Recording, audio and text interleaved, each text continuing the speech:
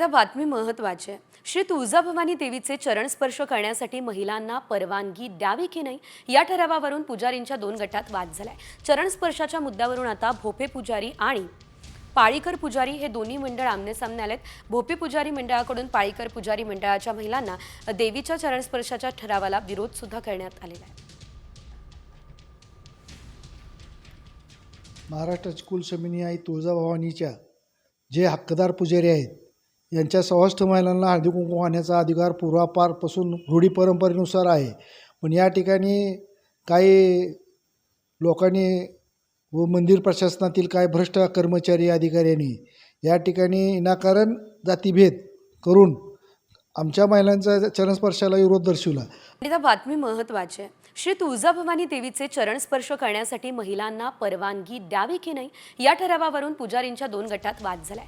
चरण स्पर्शाच्या मुद्द्यावरून आता भोपे पुजारी आणि पाळीकर पुजारी हे दोन्ही मंडळ आमने-सामने आलेत। भोपे पुजारी मंडळाकडून पाळीकर पुजारी मंडळाच्या महिलांना देवीच्या चरण स्पर्शाच्या ठरावाला विरोध सुद्धा करण्यात आलेला आहे।